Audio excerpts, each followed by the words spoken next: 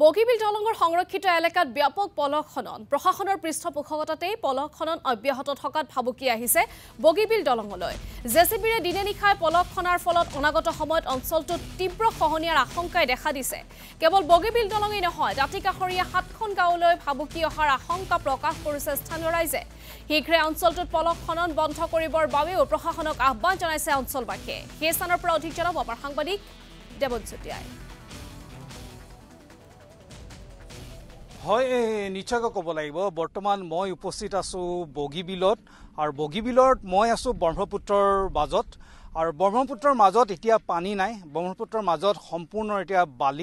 বালিচৰ আৰু এই মুহূৰ্তত ব্ৰহ্মপুত্ৰৰ বালিত এতিয়া খননৰ প্ৰতিযোগিতা চলিছে আৰু এই ব্ৰহ্মপুত্ৰৰ খনন চৰকাৰী খনন নহয় এই ব্ৰহ্মপুত্ৰৰ খনন হৈছে এটা অবৈধ খনন অৰ্থাৎ অবৈধভাৱে ইয়াত পলস খননৰ প্ৰতিযোগিতা চলিছে বগীবিল অঞ্চলত ডাঙৰ জেচিবি ডাম্পাৰ লৈ এতিয়া ইয়াত ব্ৰহ্মপুত্ৰৰ খনন চলিছে ইখনৰ পিছত সিখন এনেদৰে দেখিছে আপোনালোকে জেচিবি ইয়াত ব্ৰহ্মপুত্ৰৰ মাজত সোমাইছে আৰু অবৈধভাৱে ব্ৰহ্মপুত্ৰৰ বুকু খান্দি ইয়াৰ পৰা পলস লৈ যোৱা হৈছে বিভিন্ন ঠাইলৈ আৰু পলসৰ ইয়াত ৰমৰমীয়া ব্যৱসায় চলিছে আৰু যাৰ ফলত সমগ্ৰ অঞ্চলটোৰ এতিয়া বাৰিষা অধিক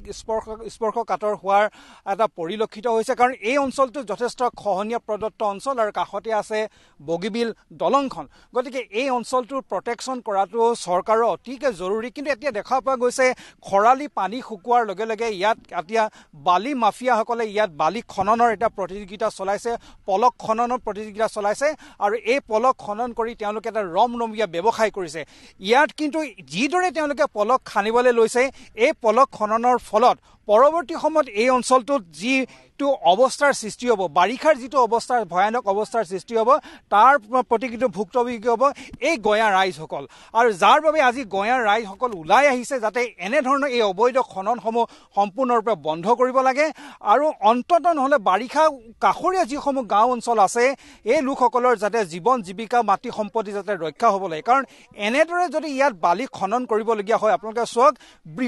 বৃহৎ আকাৰত ইয়াত জেচিবি ইত্যাদি লৈ আহিছে আৰু তেওঁলোকে জেচিবিৰে খান্দি ডাম্পাৰে ইয়াৰ পৰা বালি লৈ গৈছে বিভিন্ন স্থানলৈ আৰু যাৰ পৰিপ্ৰেক্ষিতত অহা বাৰিষা সময়ত চাওক এইটো এটা ডাঙৰ এটা খুঁটি হ'ব পৰৱৰ্তী সময়ত বাৰিষাত ডাঙৰ এটা খুঁটি হ'ব আৰু এই খুঁটিটোৱে পোনে গৈ ইয়াৰ কাষৰে যিখন গাঁও আছে সেই গাঁৱত গৈ খুন্দা মাৰিবগৈ আৰু যাৰ ফলত কেনে অৱস্থাৰ সৃষ্টি হ'ব অনাগত বাৰিষাত সেইটো আচলতে এটা কল্পনাতীত কথা আৰু যাৰ বাবে অনাগত দিনৰ যিখিনি ভয়াৱহতা সেই ভয়াৱহতাৰ কথা অনুমান কৰিয়ে এনেদৰে গাঁৱৰ লোকসকল ওলাই আহিছে ইয়াৰ যিসকল মহিলাসকল ওলাই আহিছে পুৰুষসকল ওলাই আহিছে আহি তেওঁলোকে এই যিটো বালি যিটো খনন চলি আছে অবৈধভাৱে যিটো বালি খনন চলি আছে এই খনন কাৰ্য সম্পূৰ্ণৰূপে বন্ধ কৰিব লাগে বুলি তেওঁলোকে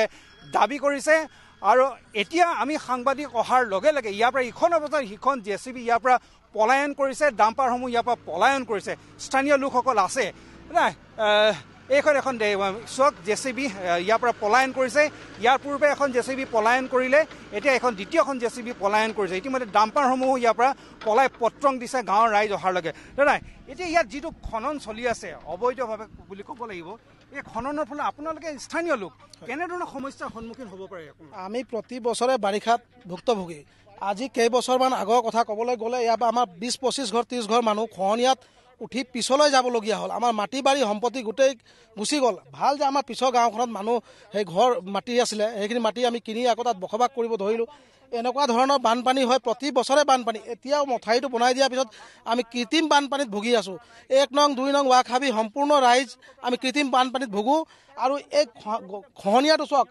অলপ দিন আগতে এই গোটেই চাপৰিটো প্ৰায় 2 কিলোমিটাৰমান আগলৈ আছিলে এই 3-4 বছৰ আগত যি ৰূপত খহনীয়া যি ৰূপ ল'লে আমাৰ গোটেই চাপৰি খহি গ'ল আমি তাত খেতি বাৰী কৰি চলি আছিলোঁ কেম্প আছিলে আমাৰ ৱাটাৰ পাম্প আছিলে গোটেই খহনীয়াত গ'লগৈ যদি আকৌ খহনীয়াৰ মাজত যদি এনেকৈ ধৰণে পলস কাটি থাকে আমি কৈছোঁ বন্ধ কৰিছোঁ ইয়াৰ আগত কেইবাবাৰো বন্ধ কৰিলোঁ আমাৰ লোকেল স্থানীয়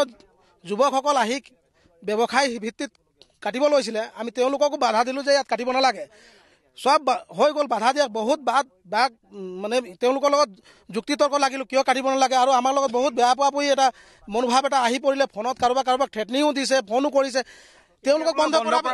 বন্ধ কৰাটো বিচাৰিছোঁ। তাৰপিছত ফৰেষ্ট ডিপাৰ্টমেণ্ট আহি আকৌ ইয়াত জেগা দেখুৱাইছে, কোনোবা গণপতি কোম্পানী এটাই বোলে ইয়াত পলস কাটিব আৰু গণপতিক পাৰ্মিট দিয়া আছে বুলি কৈছে। আমি কৈছোঁ গণপতিকো কাটিব নিদিওঁ বুলি, আমি ৰাস্তা সম্পূৰ্ণ পুল ৰাস্তা বনাইছিলে, ৰাস্তাটো খান্দি আঁতৰাই দিলোঁ। বন্ধ কৰাৰ পিছত ফৰেষ্ট ডিপাৰ্টমেণ্টৰ মানুহ আহি ইয়াত জেগা দেখুৱাই আকৌ পলস কাটিবলৈ কাৰণে আমাক জোৰ জবস্তি প্ৰশাসনক লগাই পলস কাটিছে। আমি এইটো সম্পূৰ্ণ বিৰোধিতা কৰিছোঁ। কেলে ফৰেষ্ট ডিপাৰ্টমেণ্টে যদি এইখিনি কোম্পানীক যদি দি দিয়ে, আমাৰ লোকেল যিখিনি ল'ৰা আছে সিহঁতি ব্যৱসায় কৰিবলৈ কাৰণে জোৰ জবস্তি সুমিয়াব বিচাৰে। আমি ৰাইজে কাৰ কাৰ লগত কাজিয়া কৰিম? সেইকাৰণে প্ৰশাসন যদি ইয়াত যদি কিবা কাৰণত আমাৰ লোকেল মানুহৰ লগত লোকেল মানুহৰ কিবা কাজিয়া হয় আৰু কিবা যদি হেৰি হয়, সেইকাৰণে প্ৰশাসন দায়ী হ'ব বুলি মই আপোনাৰ মিডিয়াৰ যোগেদি জনাব বিচাৰিছোঁ। নিশ্চয় যদি ইয়াত দেখা